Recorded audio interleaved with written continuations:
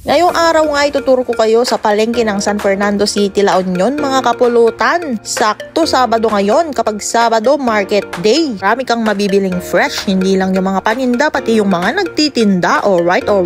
Dumiretso nga ako dito sa pork section. Naghahanap ako ng silat ng baboy dito sa suki ko kaso naubusan na daw sila kaya sinamahan niya ako sa kabilang stall. May nakuha kami sa lagang 250 per kilo. Shout out kila kuya. Alright. After ko sa pork section, dumiretso naman ako dito sa beef section. Marami kang makikita parang yan o yung pang sinanglaw. May pang nilaga, pang kare-kare. Kumpleto dito sa San Fernando Public Market mga kapulutan o. Shoutout sa mga poging tindero natin dito sa meat section. Kung quality meat talaga ang hanap nyo, dito yan sa San Fernando City Public Market. Alright.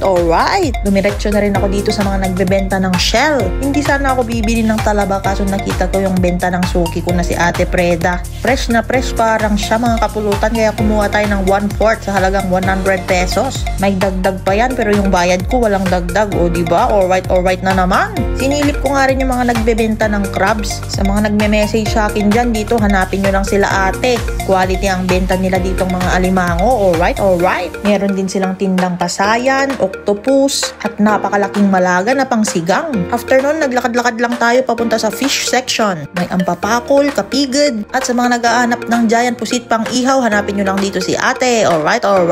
Meron din siyang tindang salmon, pampano, at salmon belly. Pero hindi tayo magpupusit ngayon mga kapulutan. Bibili tayo dito ng bangus. Nagpaboneless lang tayo dito kay kuya. Then bumili din tayo ng bangus belly at ulo ng bangus. Fresh na fresh ang tinda nila dito sa San Fernando Public Market. Parang itong mga suki ko. Napaka-fresh. Nagpipintas. Alright. After naman natin bumili ng isda, dumiretso naman tayo dito sa mga nagbebenta ng chicken. Kung fresh at quality na chicken ang hanap nyo, dito na kayo dumiretso. Humingi rin si ate dito ng sticker natin kaya nagbigay tayo. Alright. Bumalik nga ako sa nagbebenta ng isda kasi naghanap ako ng sapsap. Kaso wala akong makita. Panay yellowfin, dorado at sliced fish. Meron palang sapsap nung suki ko kaso maliliit kaya next time na lang. Alright. Sumilip din ako dito sa grocery section kaso wala tayong bibilhin dito kaya lumabas rin agad ako.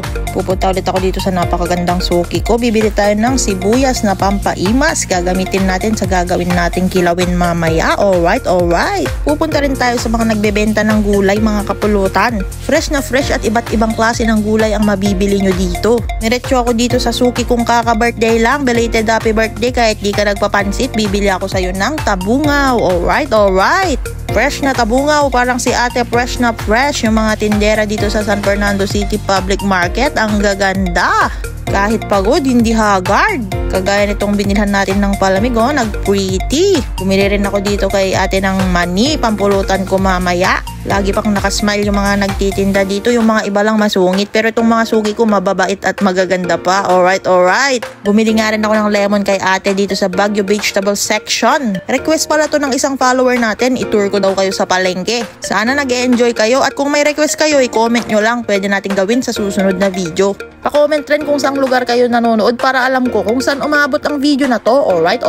Nadaanan ko rin yung suki ko dito ng Caliente or yung lalat. Nakiktot pa nga si ate kaya tumawa siya dyan. Tinanong ko kasi kung saan ako makakabili ng native na mangga. Dito lang pala. Ito kasi yung gagamitin ko panimpla sa kilawin mamaya. At natapos na nga yung mga bibiling ko sa palengke. Dumaan lang ako ng sako bag kay ate kasi hindi ko na mabitbit yung mga pinamili ko. Palabas na nga ako. Buti nadaanan ko sila ate. Bumili ako ng sili worth 20 pesos. Muntikan ng nagistayan. Wala sanang asang-asang yung kilawin ko mamaya. At dito nagtatapos ang video natin. Sana nag-enjoy kayo. Wala na naman ako masabi kundi alright.